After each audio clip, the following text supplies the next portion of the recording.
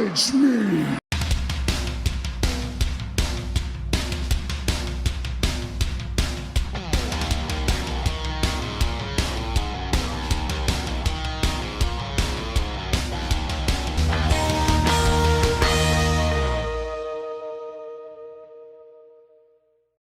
Allez, salut à tous et bienvenue sur InfoCatch. Allez, on est parti donc pour les news WWE. Voici le sommaire. On va parler du cas donc de Tommaso Ciampa.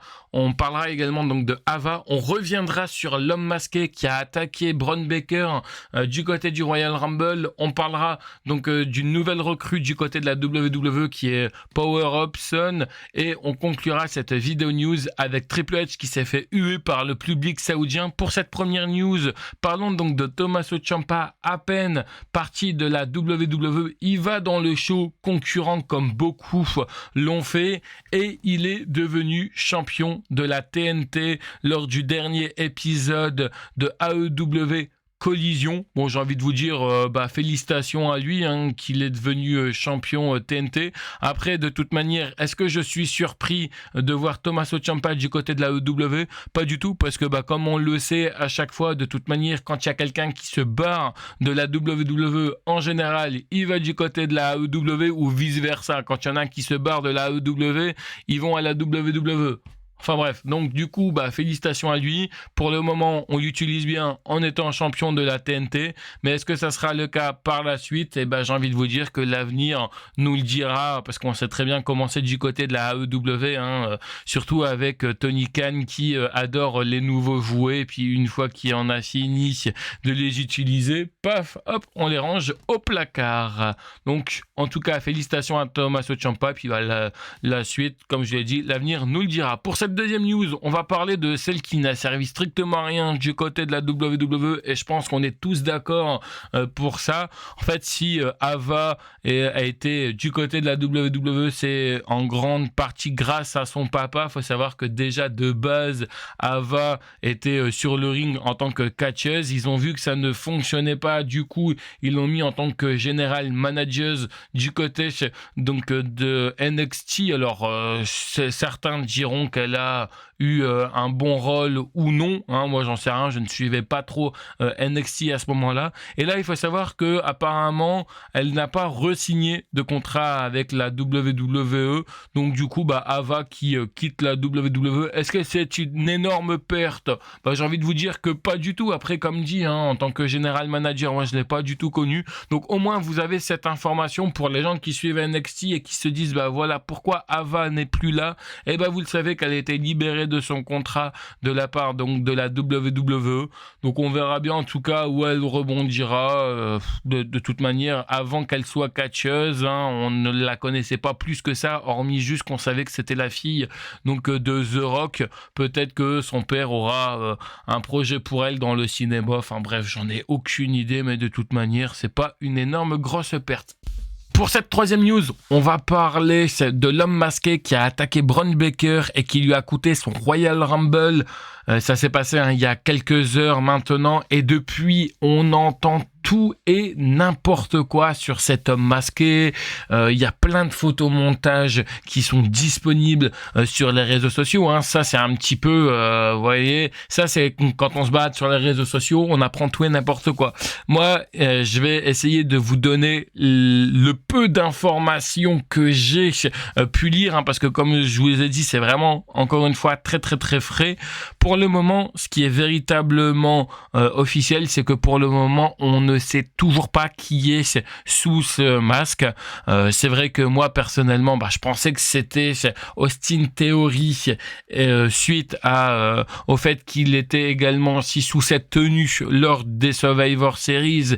Puis ensuite, il a rejoint The Vision. Assez surprenant, donc du coup on se dit qu'il est peut-être envoyé par Seth Rollins, mais pour le moment il n'y a aucun nom véritablement qui circule, on n'a que des rumeurs qui circulent, donc c'est à nous de faire le choix.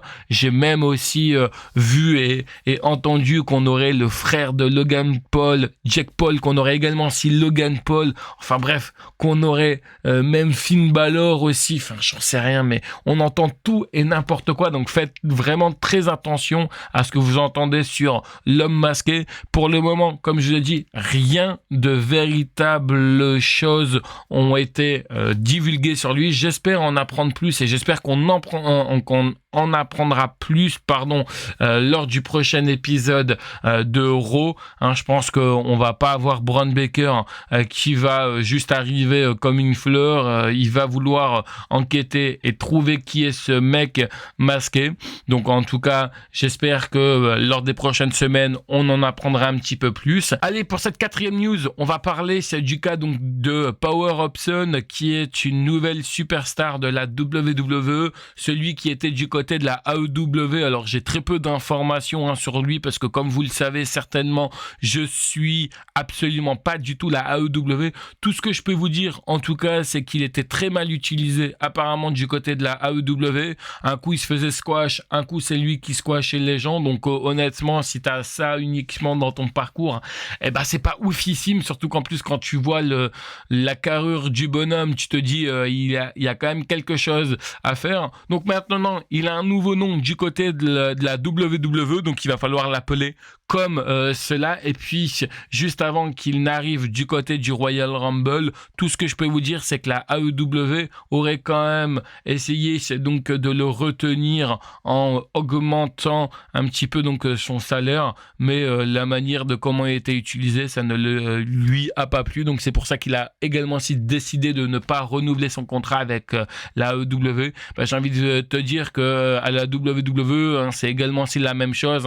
Bienvenue sous l'ère Triple H. Ça ne va pas du tout être certes comme la AEW, mais je ne suis même pas sûr que tu seras correctement utilisé. Enfin bref, on essaye en tout cas de voir ce que l'avenir pourra lui réserver. J'espère qu'il sera bien utilisé. Allez, pour cette 5e et dernière news, on va parler du cas donc de Triple H qui s'est fait huer par les fans du côté donc de l'Arabie Saoudite juste après le Royal Rumble, parce que il faut savoir que Triple H nous avait vendu ce Royal Rumble comme le Royal Rumble le plus important de 2026. De base, normalement, c'est censé être important, mais avec ce qu'on a vu du côté du Royal Rumble féminin, ça a été catastrophique. Tout le monde était surpris et très déçu, et les fans saoudiens également. Alors, on a reproché aussi à Triple H, parce qu'on a entendu le public chanter « On veut Vince, on veut Vince, on veut Vince ». Autant dire que sous l'ère Vince McMahon, les shows pour les Saoudiens étaient meilleurs que sous l'ère Triple H. Donc vous vous doutez bien que Triple H n'a pas du tout répondu à ça. On veut Chris Jericho parce que certes, on nous a annoncé que Chris Jericho était libre et qu'il pourrait faire une dernière apparition du côté de la WWE. On est quand même début février. Toujours pas d'apparition donc de Chris Jericho. Pareil, les fans sont très déçus de ce que Triple H propose au niveau des shows, au niveau des rivalités. À un moment donné, il va falloir quand même un petit peu se remettre en question. Alors certes, oui, l'Arabie Saoudite a déposé du pognon pour avoir des shows de la WWE, mais je pense que là, au fur et à mesure, ils commencent à comprendre qu'en fait, en gros, quand c'est pas des shows importants comme Super Showdown ou autre, là j'ai l'impression que le public saoudien commence un petit peu à se réveiller, à se dire attends, ça fait quand même plus de 3-4 ans qu'on a signé un contrat avec eux. Sous Vince McMahon, bon certes, c'était pas des shows importants, mais il y avait quand même de très bonnes choses plus ou moins proposés, comme il y en a eu des très merdiques, on va pas se mentir. Mais là, depuis l'ère Triple H, on reconnaît plus rien, on nous promet des choses qui n'arrivent absolument pas. On n'a même pas vu Paige pour faire un petit coucou du côté du Royal Rumble. Et Jelly, depuis la rivalité qu'elle avait eue avec son mari CM Punk et Becky Lynch, elle est encore moins présent que Brock Lesnar ne l'est. Enfin bref, on n'arrive pas à comprendre un petit peu. Donc le public saoudien qui s'est fait entendre du côté donc de ce post-show, de toute façon, Triple H ne s'adresse plus aux journalistes parce que depuis l'affaire R-Truth, il n'a plus de couilles. Où je vous rappelle, pour les gens qui se demandent c'est quoi l'affaire R-Truth, c'est tout simple. R-Truth nous avait annoncé sur ses réseaux sociaux qu'il avait été libéré de la part de la WWE et que apparemment la WWE ne comptait plus sur lui. Ça a tellement boycotté et ça l'a tellement soutenu qu'ils étaient obligés de faire re-signer R-Truth. Et en fait, R-Truth, comme il s'est exprimé sur ses réseaux sociaux en disant que il ne comprenait pas pourquoi la WWE l'a relâché, et Triple H il a essayé donc d'éteindre un petit peu l'incendie en disant non, c'est pas du tout ça, c'est lui qui s'est très mal exprimé. Enfin bref, il a perdu ses couilles. Donc voilà un petit peu concernant le cas de Triple H qui apparemment du côté de l'Arabie Saoudite commence aussi à être détesté.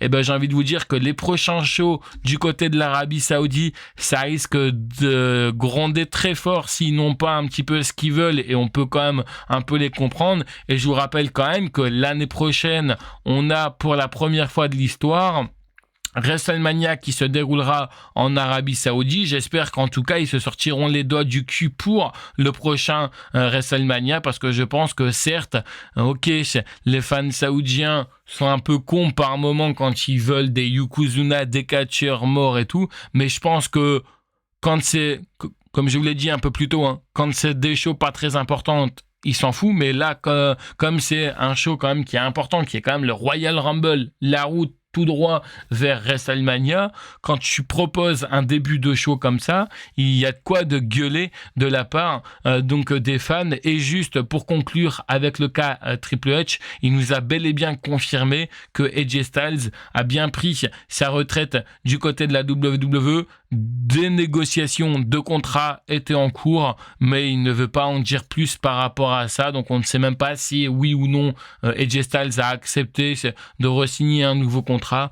Bref, j'ai envie de vous dire que l'avenir nous le dira. Et en tout cas, Triple H a vraiment intérêt à se sortir les doigts du cul, parce que honnêtement, alors on gueule parce que parfois le public saoudien ne fait pas d'efforts, mais là honnêtement j'ai envie de remercier le public saoudien, que ça soit pour avoir entre guillemets hué Nikki Bella, Brie Bella, et là hué Triple H. Donc franchement merci au public saoudien pour cela. Voilà un petit peu concernant ces différentes news. N'hésitez pas d'ailleurs à vous exprimer dans l'espace commentaire concernant déjà qui est pour vous l'homme masqué, et pour vous, pas ouais j'ai entendu ça, j'ai vu ça, non. Pour vous, réfléchissez un petit peu qui pourrait être cet homme masqué. Qu'est-ce que vous pensez? En tout cas, également aussi donc des sifflets que Triple H a reçus. Également aussi que Tommaso Ciampa soit le nouveau champion TNT du côté de la AEW, et que Power Hobson, j'espère en tout cas que j'ai bien prononcé